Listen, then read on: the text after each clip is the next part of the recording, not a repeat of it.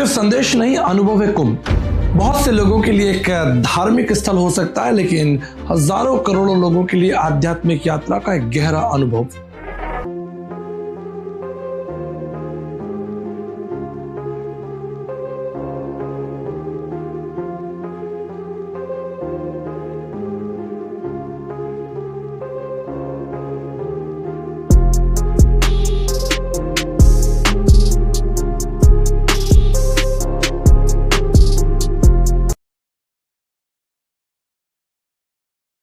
कुंभ 4 प्रकार के होते हैं: कुंभ मेला, अर्ध कुंभ, पूर्ण कुंभ और महाकुंभ।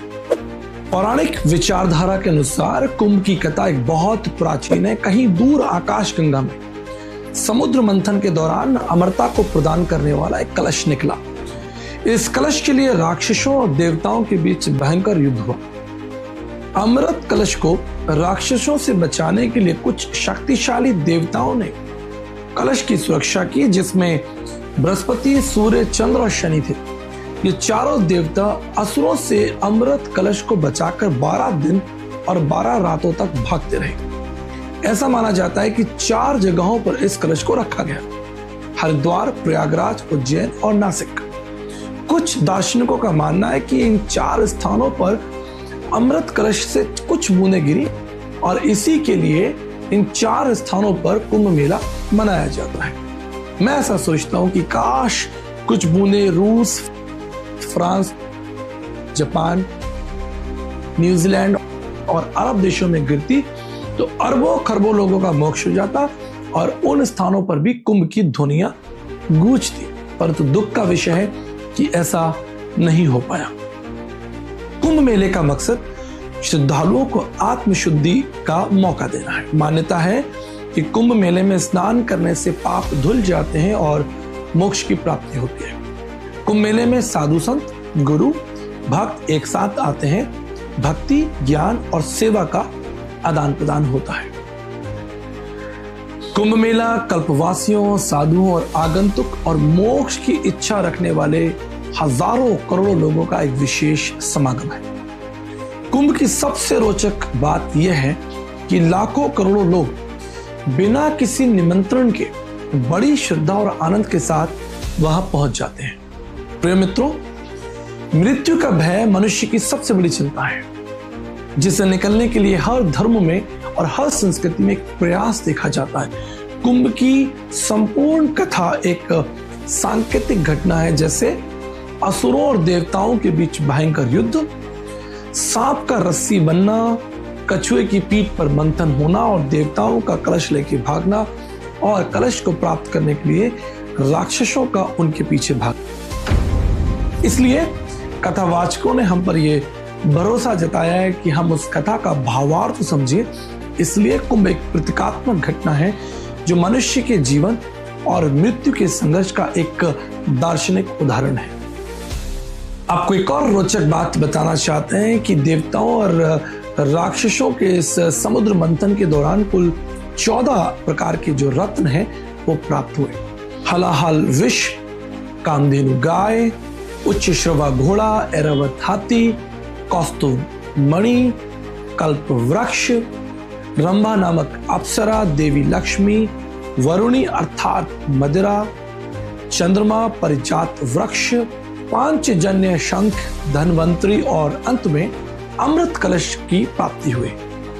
कुछ दार्शनिकों के लिए कुंभ मेले का मूल अर्थ है भारत की तमाम संस्कृति और भाषाओं का समागम। कुंभ की एक और रोचक बात यह है कि सभी पृष्ठभूमि के लोगों को अपनी ओर आकर्षित करता है, चाहे वो संत हो, राजनेता हो, गरीब हो, धनवान हो।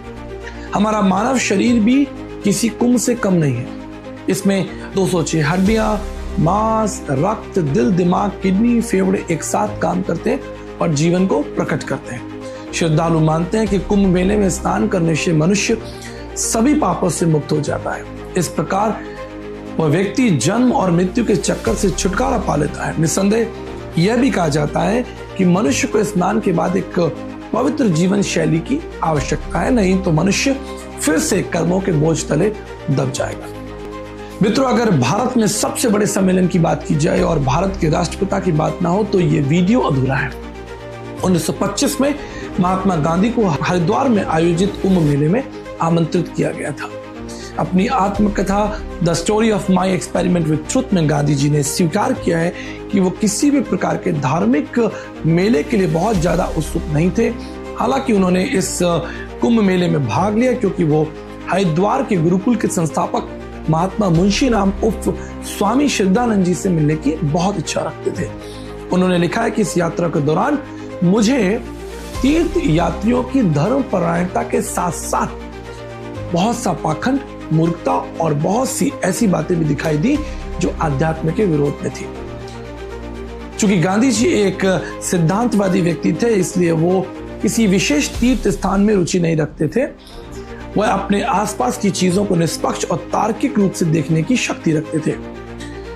इस महान धार्मिक मेले में कई घटनाओं और कमियों को देखकर भी वो काफी निराश हुए, जैसे भ्रष्टाचार, छल कपट और बहुत से असामाजिक गतिविधियों ने उन्हें बहुत खेदित किया। साथ ही स्वच्छता की व्यवस्था और गंदगी के निस्तारण का भी बहुत कम ध्यान रखा गया था। यद्यपि बहुत सी संस्कारी और गैर संस्कारी संस्थाएं, अन्य संगठन इस महा उत्सव को सफल बनाने का प्रयास करते हैं। इतने लाखों लोगों के लिए भोजन व्यवस्था, मेडिकल व्यवस्था, सुरक्षा व्यवस्था देखना कोई आसान काम नहीं है। 2025 के आयोजन में आध्यात्मिक सूत्रों के साथ साथ कुछ और भी लोग इस कुंभ मेले के आकर्षण का केंद्र रहे, जैसे दातून बेचकर 40,000 कमाने वाला नौजवान, रुद्राक्ष की माला बेचने वाली मोनालिसा, IIT के बाबा और पूर्व अभिनेत्री ममता कुलकर्णी का रातों रात महामंडलेश्वर बन जाना एक जोरदार मुद्दा बना। एक बात तो माननी पड़ेगी कि कुंभ की यात्रा जितनी रोचक दिखाई देती है, उतनी अधिक कठिनाइयों से भरी है। लंबी यात्रा, ठंडा मौसम और बहुत सी शारीरिक असुविधाओं को श्रद्धालुओं को सहन करना पड़ता है। हाल में हुई अचानक भगदड़ में बहुत से श्रद्धालु मारे गए, इसका हमें बहुत खेद है। साथ ही बड़ी हैरानी की बात यह है कि बहुत से मुस्लिम समाज के लोगों ने इस हिंदू महासंगम में अपना हाथ बढ़ाया, अपने घर और मस्जिद के दरवाजों को खोला और प्रेम भावना और इंसानियत का परचम लहराया, जो हर धर्म की बुनियाद है।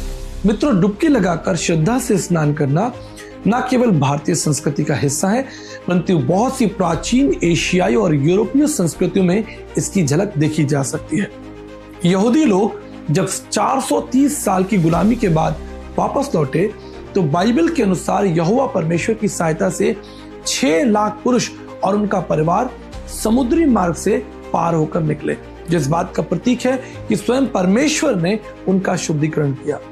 ठीक इसी तरह मसीह विचारधारा के अनुसार मनुष्य का यह मान लेना कि वो एक पापी व्यक्ति है और परमेश्वर से प्रार्थना करने के बाद जल संस्कार की विधि के द्वारा ईश्वर में विश्वास करना मसीह विश्वास का प्रथम अध्याय है। प्रभु यीशु मसीह ने कहा, धन्य जिसने अपने वस्त्रों को धो लिया अर्थात अपने मनों को धो लिया, उन्हें जीवन के वृक्ष के पास आने का अधिकार मिलेगा। धन्य वह मनुष्य जिसका अधर्म